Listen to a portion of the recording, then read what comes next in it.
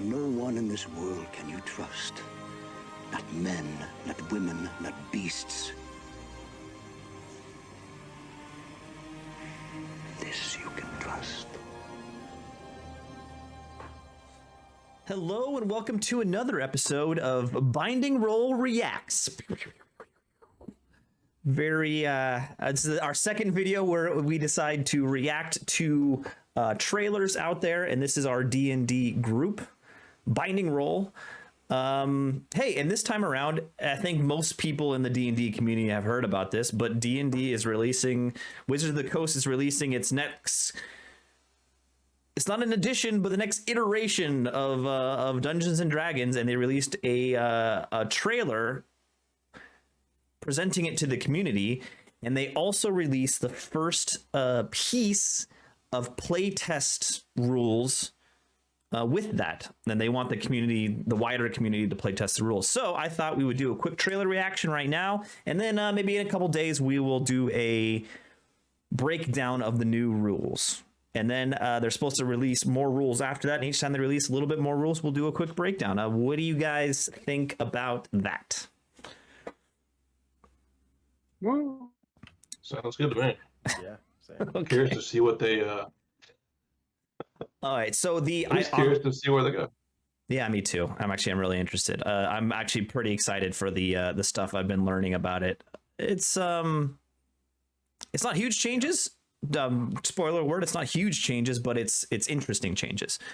But so that this needed changes and changes that make more sense than what is currently there, in my opinion. Yeah. So I'm gonna play the trailer. It's gonna be full volume, because some of us have not seen this trailer yet. It's gonna be full volume, and I'm gonna periodically pause it, and we can have a short discussion. So don't try to talk over the trailer. It's 6.5 minutes long, so just get ready for that one. Here we go. Dungeons & Dragons is a thrilling adventure, one we play together as Dungeon Master and players, but also an adventure itself.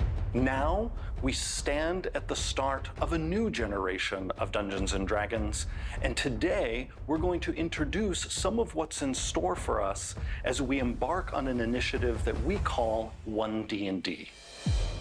Growing up, I loved fantasy, but I never saw myself as the hero because I didn't think it was possible for someone who looked like me, who acted like me, who was like me, to be that hero. We want to continue to reach out to folks who are interested in fantasy, who love storytelling, who enjoy spending time with their friends and creating these collective stories that they can remember for years to come. D&D's been around for 50 years, and there's very little that persists that long that becomes generational, that people can really just not only share, but literally hand down to their kids. What we want to do is just add to that legacy. We did a smart thing with 5th edition by listening to the fans. And what came out of that process was a system that is stable, that is well-loved, that incorporates the best elements of earlier editions. Now that we have that, we are no longer in the position where we think of D&D as an edition. It's just D&D. 5th edition is... So that's the first stopping point I was thinking about doing. Two things there. First, the beginning was kind of just, marketing D&D in general, but they touched on the kind of inclusionary aspect of it. And if you remember, what was it, months ago, they kind of changed the background to a couple races to intentionally never pigeonhole one particular race in Dungeons and Dragons as being a quote-unquote bad or a quote-unquote good race. And I think that was a really good thing, and it looks like they're continuing that into ONE D&D. I like the idea that they're not trying to, it's a fantasy world. You should have all the options, in the metaverse. Why pigeonhole or why, shoehorn people into particular roles or particular, boxes? It makes a lot more sense as a fantasy game where you're trying to explore new and unusual things to have as much variety, as much diversity, I think, as you can get. It just kind of fits the tone of fantasy in my mind. Yeah, one thing that I've always, seen hold true is regardless of whether a race or class or whatever was considered good or evil, people played them however they wanted to play. Yeah. And I think canonizing that is really, a great way to incorporate what people are already doing into official rule sets. I completely agree. I couldn't agree more with that either. I think like the idea of D&D is, do what you want to do in this fantasy setting, and if you want to play one of those races that had been in the past considered quote unquote evil, then what do? But why not just open it up to, all right, live your fantasy in this game? Yeah. So the second thing that was mentioned in this segment was they kind of recognizing, or like they're almost like tooting their own horn, that they think fifth edition was like the jam, and after this there's no more additions. I think they're going to talk a little about it a little bit more in the trailer, but basically what I'm hearing about this is there's no more additions. There's just going to be a living rule set. There's just going to be one D&D, which they're going to not release these big huge additions every so many years. It's just going to be tweaking of one rule set that will constantly live and change. What do you guys think of that? Yeah. So, go ahead, James. I don't want to steal the spotlight.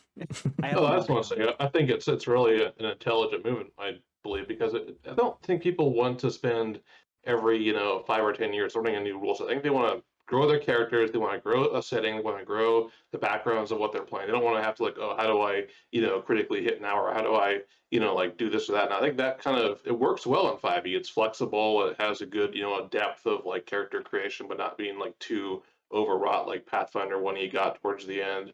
And I think that's fine. Focus on the settings, focus on the options for players, focus on the magic aspects that haven't quite been fully developed yet. Yeah, that's great. Stick with the core rules and add the detail and the building and all the extra stuff that really I think players get the most enjoyment out of. And also we live. It's a real testament to the success of 5th edition. But all the other editions were trying to fix the other ones to make it easier to learn.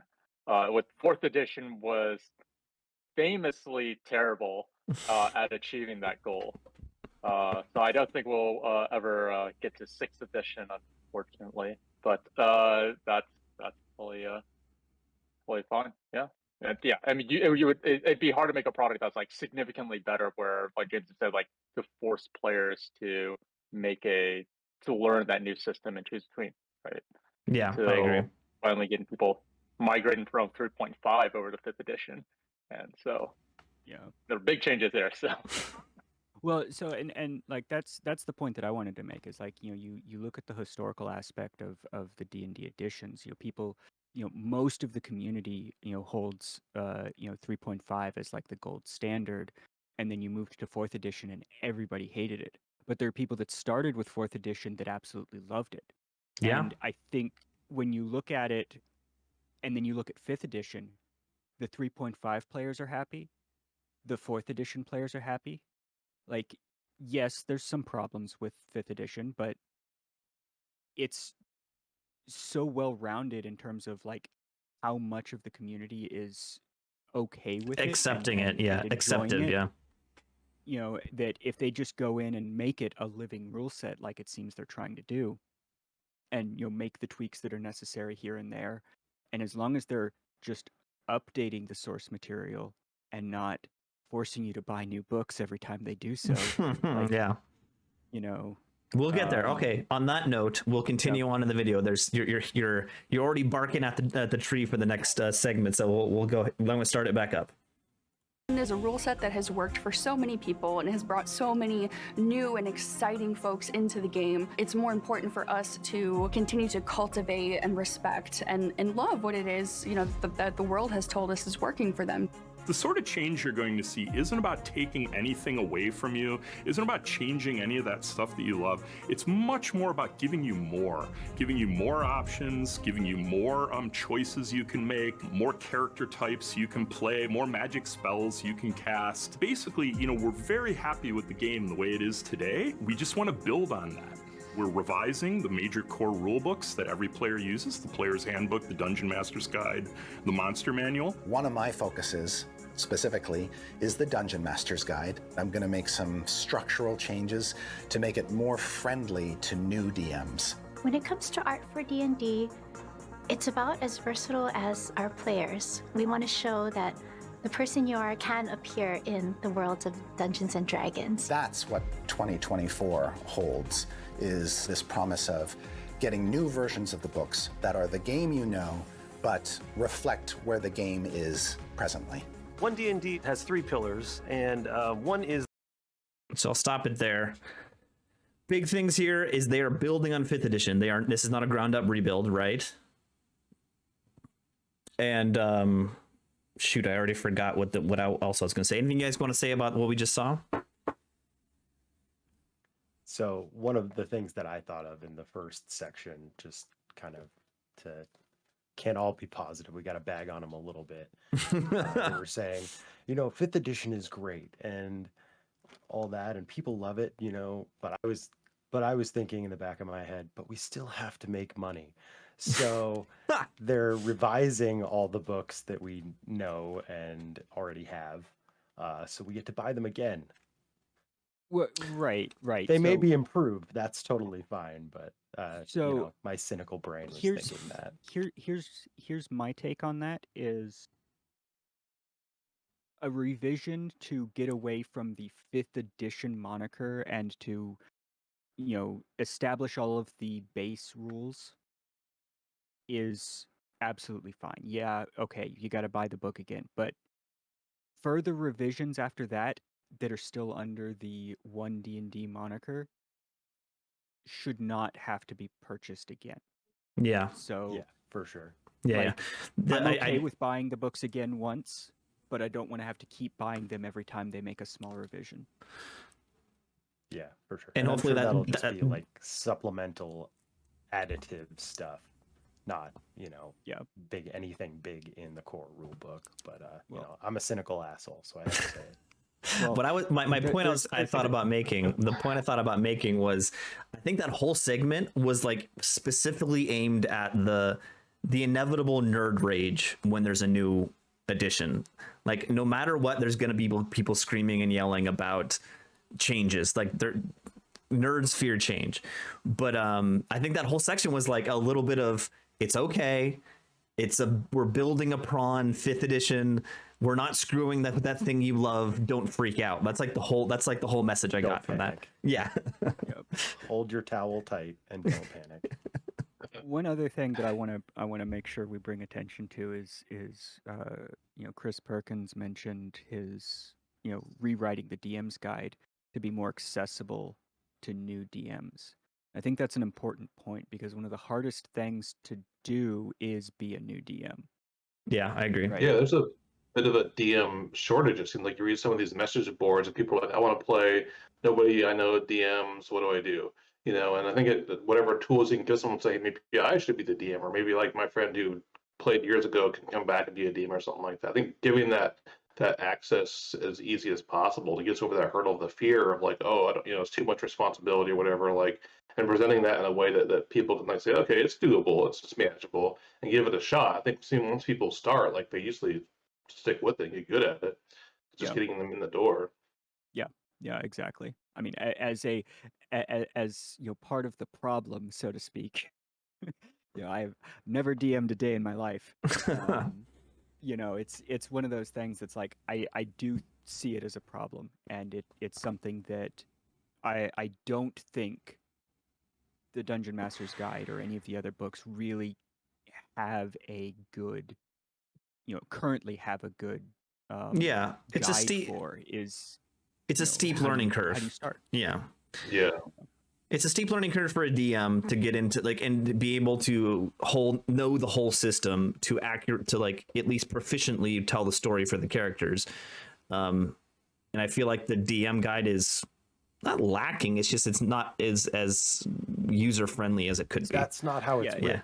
It's not organized well. Yeah. Textbook.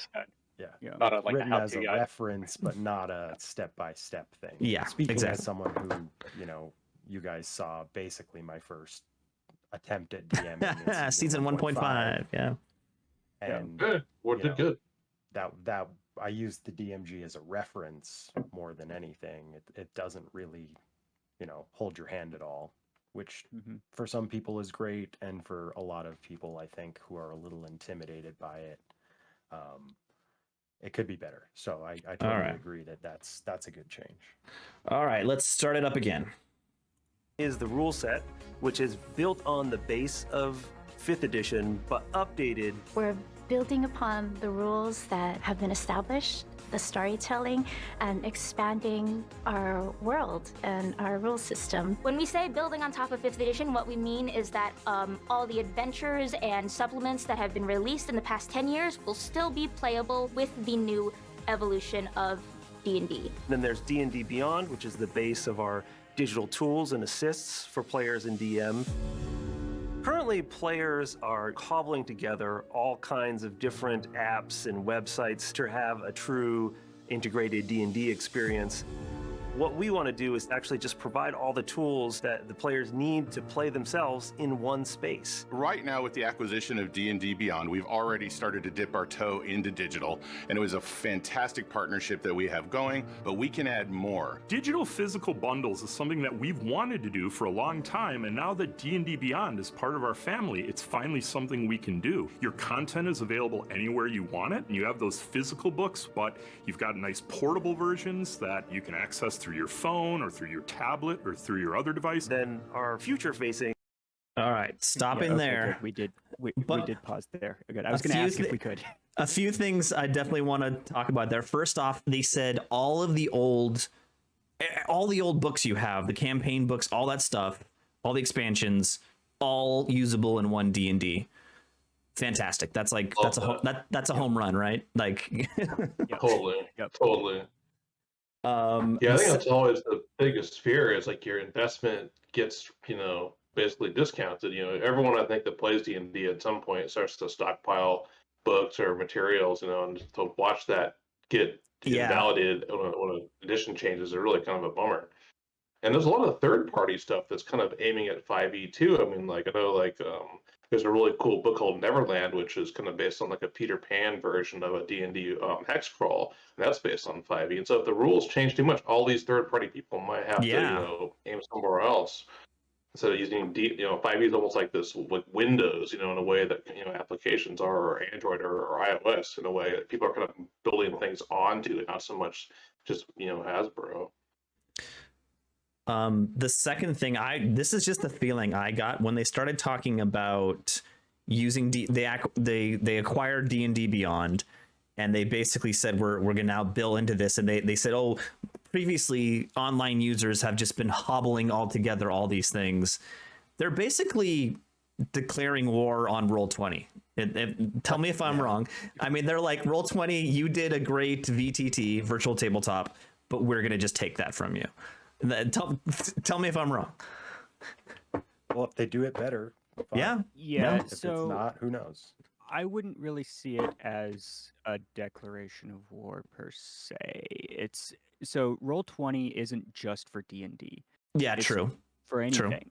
And that goes for any of the virtual tabletops that are out there. I think there might be a couple that are pretty much exclusive to D&D, but for the most part, you can get what is it? I think it's called like Fantasy Grounds or something on Steam, and they've got all kinds of add-ons for it that are for multitudes of different systems. There's another web-based. There's actually a couple other web-based ones that I've seen ads for, and so they're kind of the jack of all trades. And what it sounds like WotC wants to do is make D&D Beyond the expert for D&D. Yeah. You know, That makes sense, yeah. Since particularly with D&D Beyond, like I imagine most players are using D&D Beyond for their character sheets at this point. Yeah, I agree. I think the standard right now is Roll20 for a virtual tabletop, D&D Beyond for your character sheets, and then Zoom or Discord for voice and video, right? Yeah. Yep. So, being that you're already in D&D Beyond for your character sheet, having some of the other stuff in there as well is, you know, just seems like the next logical step. I'll get to the dissenting points on that in a few minutes in the video because it comes up, yeah. But the other point I wanted to jump to was digital and hard copy. They call it digital and hard copy bundle. When you buy the book, you get the digital book also. Like another home run, right? Yeah. Well, It's 2022. We should have. Yeah. Exactly. Well, and that's how they can cover, you know, eras and whatnot that they need to make to the rule sets or updates. You know, you buy the physical book, but you have the digital version that can be updated with the most current rules. Mm-hmm. You know, and so like that hopefully is what they're going to be doing. We'll see. But it sounds like they will. Yeah. Yeah. It sounds like they will. Oh, and when they tie into like the bundle with you know, the tabletop simulator, you know, virtual environment, right? That's a huge value add. All the assets that, like, when you were running Strahd, right? To have all of those, like the maps and the characters already digitized to be able to share. Opposed to, like, you own the book, but you need to, like, copy off of some Reddit board. You're jumping the gun here. Yeah, can you see the future? Because you just said the future. Okay, let's start the video again. Okay. You're jumping the gun. The aspect of this is the D&D digital, which will become a full play space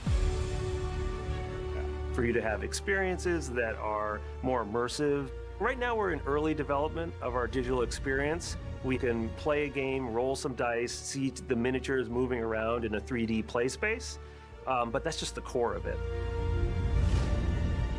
We chose the Unreal Engine for several reasons. Reason number one, make it look dope.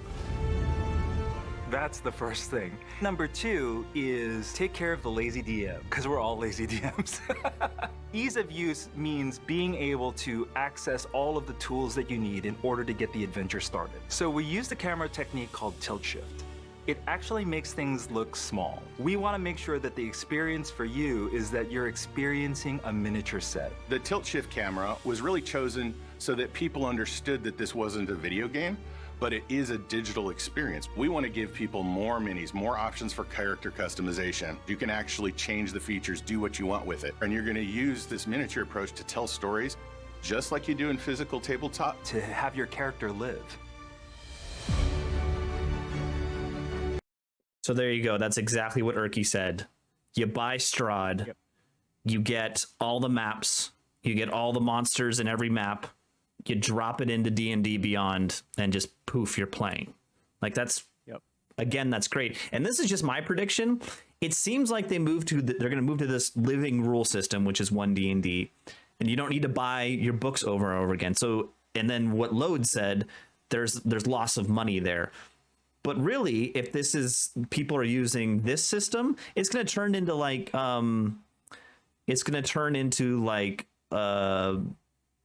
Battlefield. It's going to be about purchasing more online, more monsters in the VTT, and then also creating an economy with people creating their own monsters and their own 3D models and them selling those, and then D&D Beyond getting a piece of all that. I think that's the next economy for D&D, ONE D&D, I think. What do you guys think?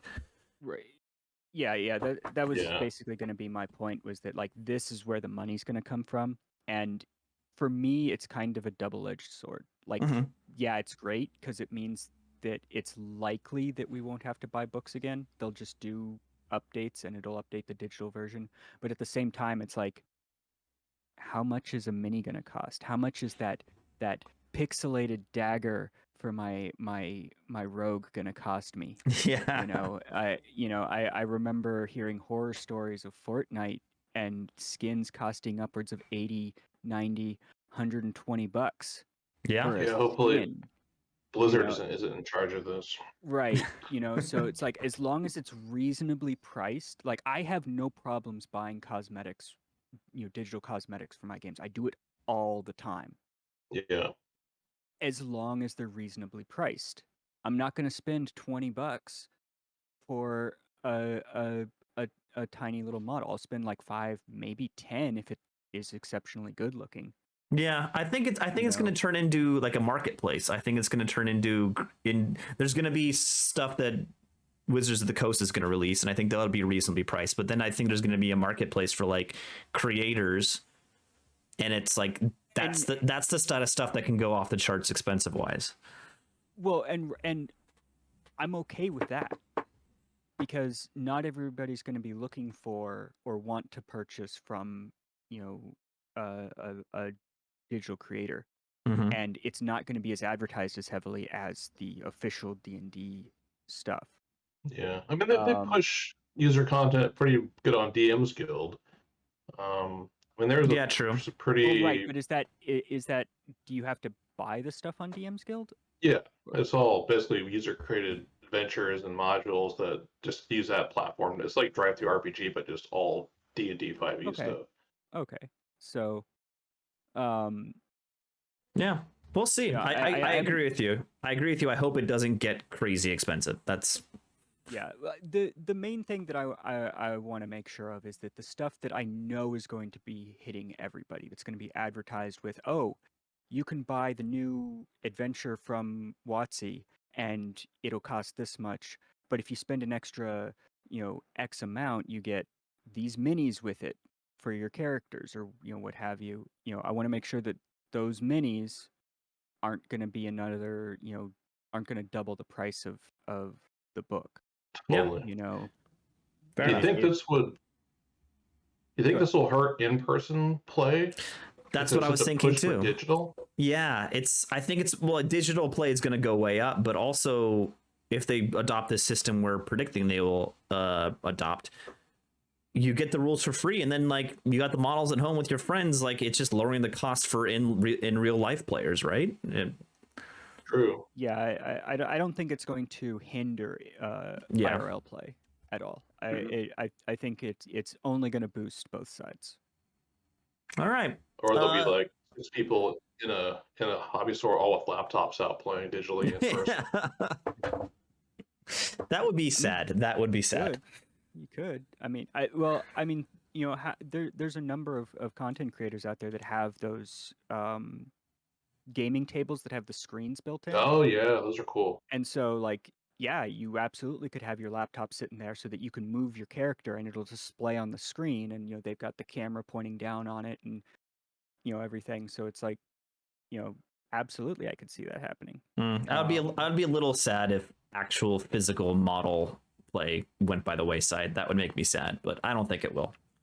Never happened. I don't know. Yeah. No, there's too much of a community out there for model creation and model painting. I mean, there's whole sites dedicated to giving you custom models that you can then paint. Yep. So it's like, I don't think all it's right, going anywhere. Let's finish off this video. There's a minute 10 left, so we're just going to finish it out and then we'll have one last discussion.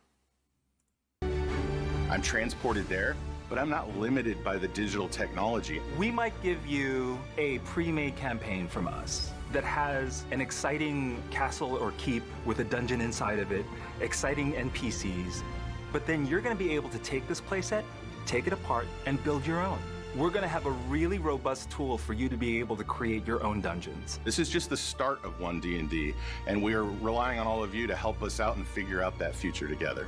What you're going to be able to see starting in August is a steady release of these playtest packages where you'll be able to engage with key aspects of the game, provide us with feedback that then we will digest, process, interpret, analyze, and then act upon. Really, it's you shaping the next generation of Dungeons & Dragons, and we want to hear exactly what you have to say. Playtesting starts today. Go to dndbeyond.com, download the playtest packet, and get ready to let us know where you'd like this next leg of the adventure to go. All right, so 2 things there. first was D&D Beyond. This whole dungeon thing we were talking about is customizable. You can build your own custom dungeons, adventures, monsters, all that good stuff. Great. Like I can't complain about that. And then the next is this new system of the greater community beta testing the new rules. I mean, I'm happy with it. I think it's great. It's not some secret shadow council doing it at Wizards of the Coast. It's everyone. Well, so to that point, this is actually not new for them. The Unearthed Arcana is something that has been accessible to the greater D&D community for a long time. This, I think, is the first time that they've overtly advertised it as much. You can absolutely go into on D&D Beyond. Where is it? Maybe they've hidden it at this point because the new Unearthed Arcana is what they're advertising. Yeah, But, there was a like, section there was before. there was a section for Unearthed Arcana, and that's, so like the Celestial Sorcerer thing, that was originally Unearthed Arcana. I think. Yeah, but the difference the difference here is now is, as you said, it's like it's overtly open. Yeah. Yeah. So I mean, they have always. They just haven't done it to this magnitude. Yeah. Like the idea behind the Unearthed Arcana was always that it was play tested by the community and feedback was given, and then they'd tweak things or maybe not. Sometimes there have been historical instances where things needed to be tweaked and they didn't. But it's never been this overt. Like, I didn't even know about Unearthed Arcana until like a couple years ago. And I happened to see a post about it on Reddit. And so it's like, this is a major, broadcast of, hey, go do this. We really want your feedback. We want the entire community's feedback. Yeah. And I think that's huge. That's great. Yeah, So I think it's awesome. I think what they said is in early September they'll release, because they already released early this month the first set of rules, which we will do another video about in the future. But then in the beginning of September, they're going to release the first survey, which will be, I'm assuming, like a big in-depth survey that anyone can take. Yeah, and they'll probably advertise it. Yeah. In much the same way, and there'll be a link for it on D&D Beyond. All right. So, sort of final thought from me. I think this kind of community-driven writing of the rules and beta, hits close to home for me as a ninth ager. Same for Cameron.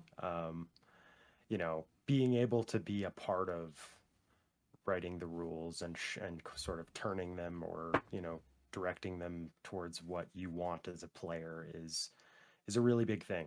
And that's one of the reasons why I personally love ninth age, is that you kind of do have that ability to affect a game, and getting to do that with D&D, which we also love, can only be positive, I think. I agree. Yeah. Just the concept of having agency over the game you love is a pretty new feature when it comes to board games / war games / all that stuff. It's a pretty new concept, and a couple companies are going that way, and I think it's great. Yeah. Yeah, very encouraging. So I think that's going to wrap up our video. Stay tuned, folks, for the first set of actual rules review, which we'll do somewhere down the road. But thanks for watching, and please like and subscribe.